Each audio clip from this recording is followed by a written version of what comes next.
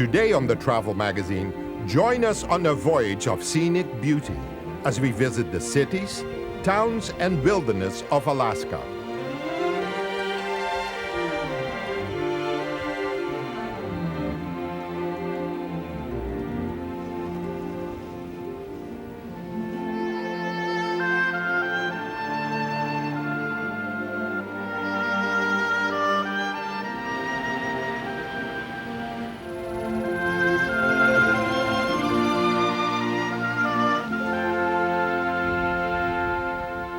Possibly you have dreamed about it and said, someday I'll see Alaska.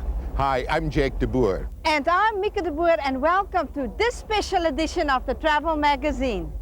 Join us today aboard Holland America's elegant MS Noordam from Vancouver through the Inside Passage, past coves and glacier-carved fjords teeming with whales and wildlife to Anchorage, Alaska.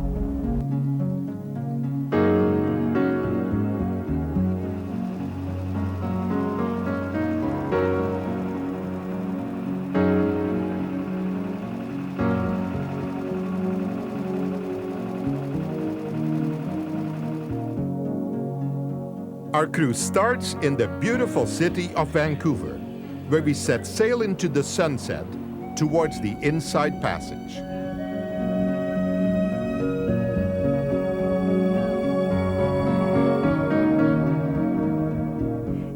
As opposed to a Caribbean cruise where a lot of folks lie out in the sun, just relax with a good book, in an Alaska cruise everybody's out on deck together. And when they're standing beside the people and they see that whale come up, there's more of a togetherness. There's a bit more socializing, a bit more mixing in Alaska of passengers. I think they make a few more friends on this trip.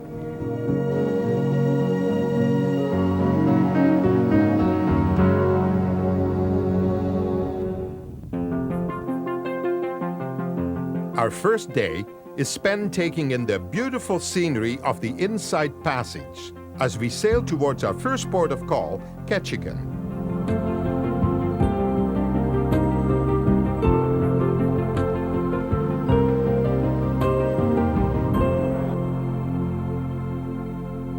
One of the highlights, I think, when you first walk off the ship would be Creek Street. It's an old historic area, and during its heyday, which was basically the turn of the century, it was the red light district. So it has a lot of history, and passengers really like walking around that area. It's quite beautiful.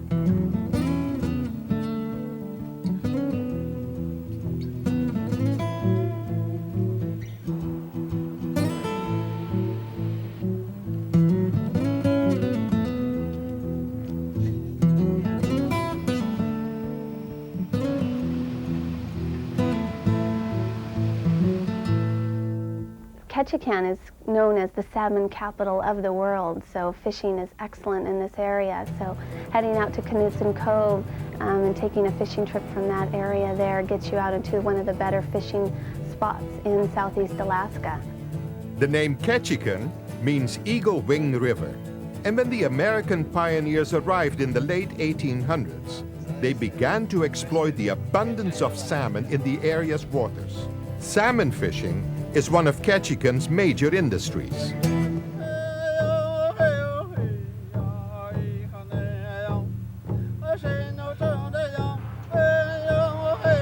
used to be an old Indian campsite, and they've brought totem poles from all over southeast Alaska there. And they've placed all the different totem poles, new and old totem poles, as well as they have a very large, colorful clan house out there as well.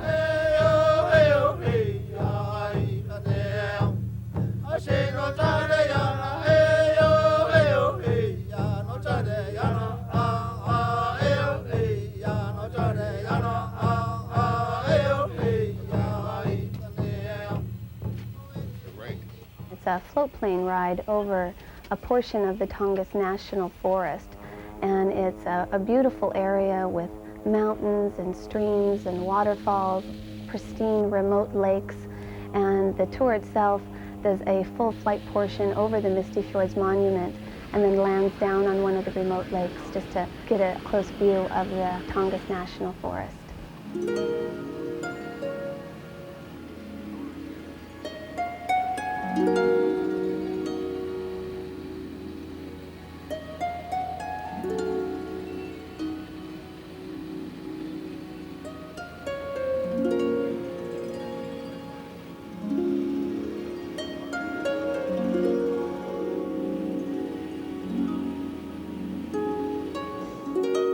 you can get out on the pontoon of the plane and just take it all in, and it's just a beautiful spot.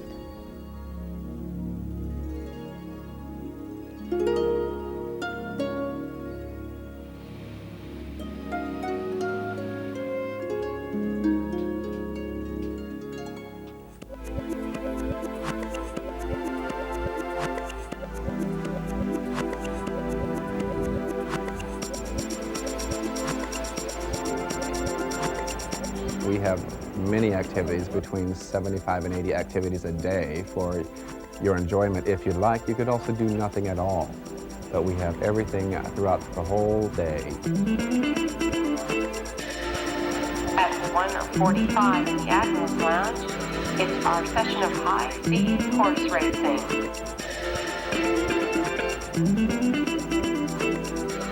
Whether you're relaxing on the decks or working up a sweat in the ocean spa, the unobstructed view from the ship allows you to enjoy the mountains, forests, fjords, and glaciers that unfold before you in spectacular beauty.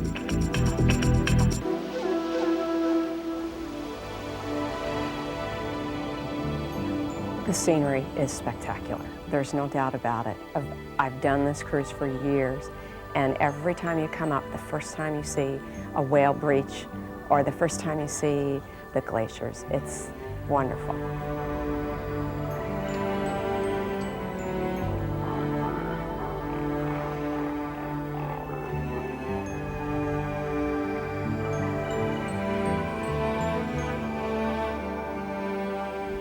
The wildlife cruise is a definite must. I mean, coming to Alaska is all about wildlife.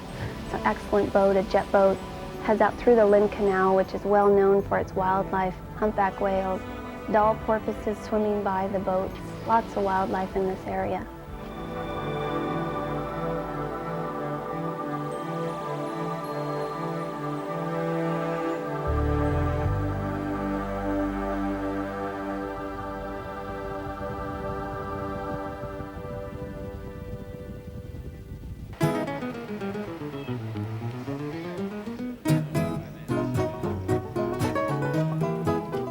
Juneau is the capital city of Alaska. During the gold rush, 3 of the largest gold mining operations in the world were located here. Today, with its winding narrow streets, people still get a sense of the quaintness and charm of one of Alaska's original frontier towns. Well, Joe Juneau basically founded the city itself, and he prospected this area for gold, and so the foundation of Juneau itself is its gold history. And so people have lots of options heading out, doing city tours, doing gold panning tours. Folks, this is Goldstream right here. This is where we'll be panning for gold today. In the spring, we'll have about 3 feet of snow and ice here. We start having heavy rainfalls. That's good for us because gold, being 17 times heavier than anything else for its mass, tends to seep down during the course of the winter. It flushes out the gold, spreads it around the bank, makes it easier for us gold panners to scoop it up. So the first thing we'll want to do, submerge it underwater and just shake it up good. Gold will break loose from the dirt and sand and work its way to the bottom of the pan. And all that glitters is not gold. Lots of iron pyrite, lots of nickel and silver, so we don't even look for any gold right at the top of the pan. We wait until the process is completed. And if I've done this correctly, the gold will be the last thing that I see in this pan. And there you folks can see it. Not a whole heck of a lot, but then again, that's why it's worth $400 an ounce. In case you folks will ever quit your day job, there's old-timer Dave Horton. He comes out here, he makes about $1.10 an hour. You know, Jake, let me tell you that there's still gold here, so keep on panning. Okay. I think we're better off to melt your Krugerrand, and it would be quicker to find gold that way. Jake! Yeah, you wish. Let me see it. Pull it out. Look what we can pan. She found a ready-made Krugerrand. We will be back with more of the Travel Magazine after I find some more gold, so stay with us.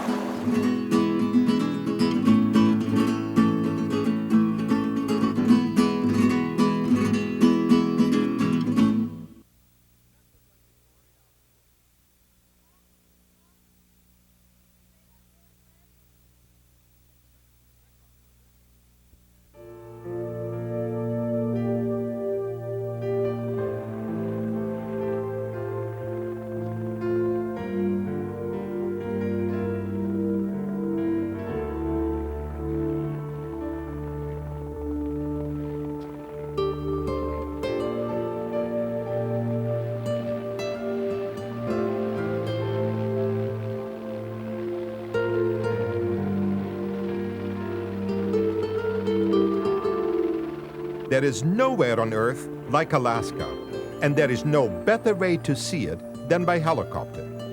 As you soar through the spectacular backcountry and make your way to the ice fields, there is nothing like the experience of landing on a glacier and stepping onto an ice field that is thousands of years old. Right now we're standing on about 300 feet of ice, and the rivers and streams that you see are basically meltwater. Obviously there's a lot of sun and a lot of heat, and as the ice surface melts, it finds little streams and wanders down. But now the ice depth is very great, and there's no danger walking around on this type of area. There's obviously crevasses and things like that that we stay away from. This is probably one of the most beautiful places in the world. When I moved up here, I came from Southern California, where it was a lot of people living there, and then up here to the mountains and the glaciers. And it's a really unique environment, being able to go from downtown Juneau up and over a ridge into this vast ice field and glacier area.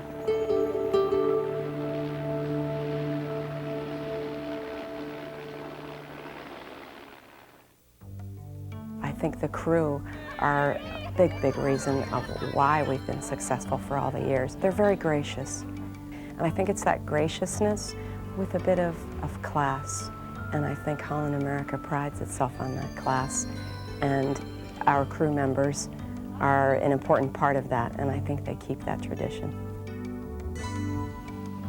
Our next port of call is Sitka.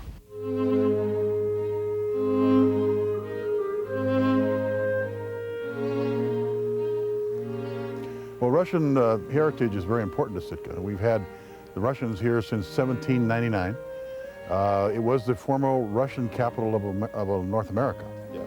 Russians were occupying Alaska from its furthest western shores and clear down into San Francisco.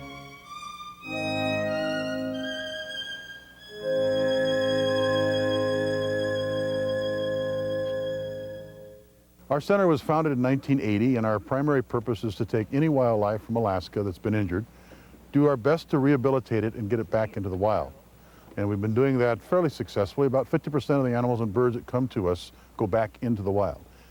We have about 20 to 30,000 bald eagles in Southeast. So there are a lot. So an accident has to happen somewhere. Oh yeah. And then people bring them to you? Yeah, we get eagles from all over Alaska. Alaska Airlines ships them into us. The people find them and they put them in a kennel, and then they come into our center. When he hit the power line, he did some damage to a bone in his breast was broken, and he also suffered some electrocution in his wing. We tried to rehabilitate him, but because of the way the bone healed, he has got full extension in his wings, so he can't go from the ground to the perch. He's able to fly about 20, 30 feet downhill, but he just does not have the extension and power needed to go from the ground up. He's looking around, and I'm thinking he's looking for something. What are we going to do with him now? We're going to take him down to this river right over here and let him take a bath. It's one of his favorite things to do. It really helps him burn some energy and lets him have a chance to get back into the natural environment a little bit. You know, he's such a clever bird that I think he knows this is his bath time. He knows it's bath time. Yeah.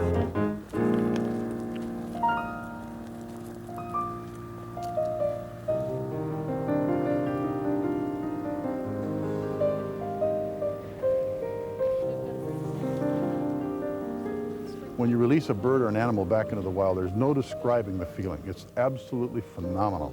And it's hard to explain, but when people come up and volunteer, they can experience it. Our chefs prepare all day long. They're busy all day preparing for that feast. And I'm not sure which is better, being able to take the pictures first because it all looks so good, but I suppose everyone else might think the best part is when they get to eat it.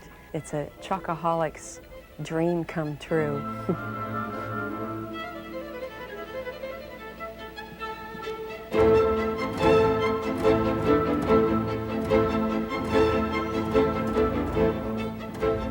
We will be back with more of the travel magazine just after this, so stay with us.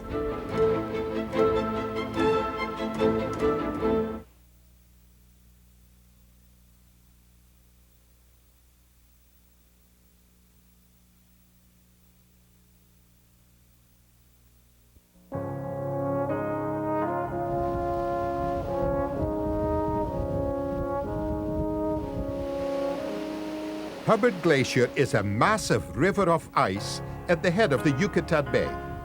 The scenery is quite spectacular, and as well as the icebergs in the water, it really gives you an Alaskan feeling. Slabs of ice break off the cliffs and plunge into the sea, forming larger-than-life icebergs. The ice is in general not a problem. We stay far enough away from it so it doesn't bother us. But then again, close enough for the people to see it.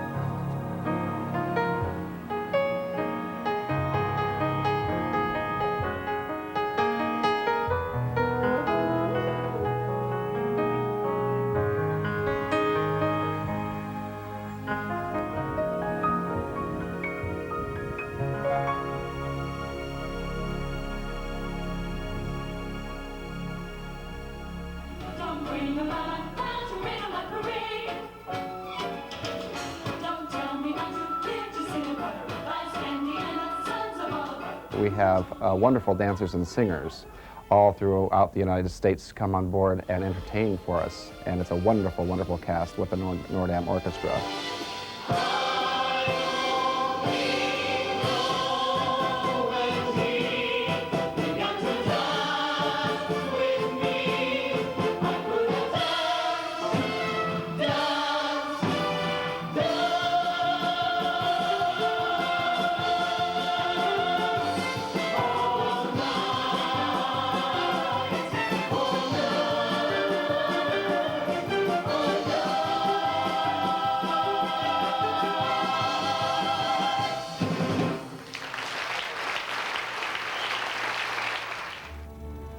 In Valdez, it's a very small town, very quaint and small town, but I think the beauty of Valdez is the scenery. We have the Chugach mountain range that surrounds the small city of Valdez, and then the glaciers, the Columbia as well as Chute Glacier that surround the area as well.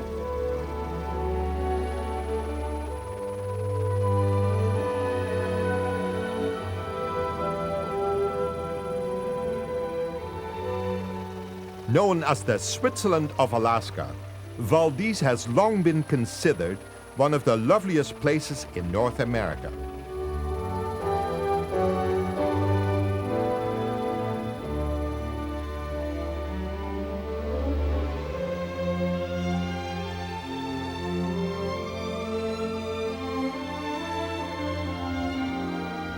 Look at the snow-capped mountains, the glaciers, the clouds, a clear blue sky.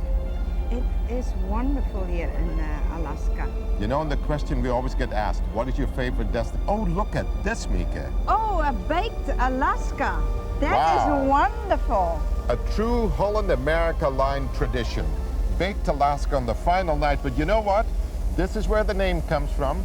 There's the glacier, it's baked, and this is for dinner tonight. It's wonderful.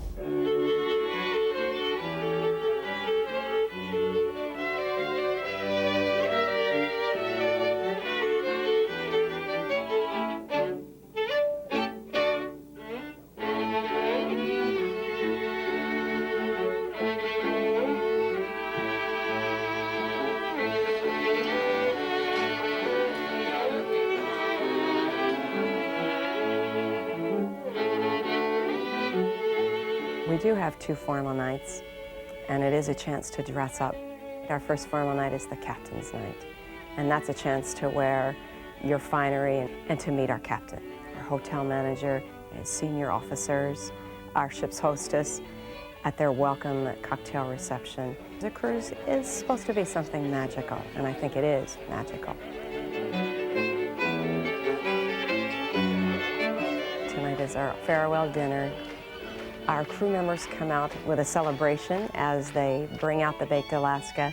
We call it the dessert of the high seas, and it's also a moment where we would like to give the passengers an opportunity to recognize, be introduced to the gentlemen that have been preparing these meals. It's part of the whole parade tonight on our farewell dinner evening. In 1899, the Harriman expedition was one of the first to explore the area. The fjord is a series of deep crack-lined inlets where glacier after glacier slowly reveal themselves as you sail by. Our final stop is the city of Anchorage, Alaska's largest city.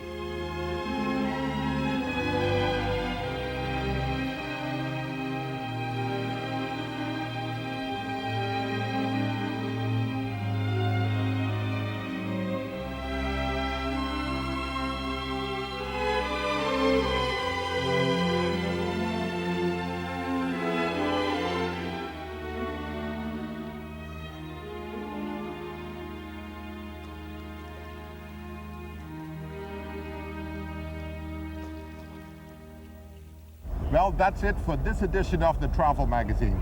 I hope you've enjoyed our Alaskan cruise as much as we have.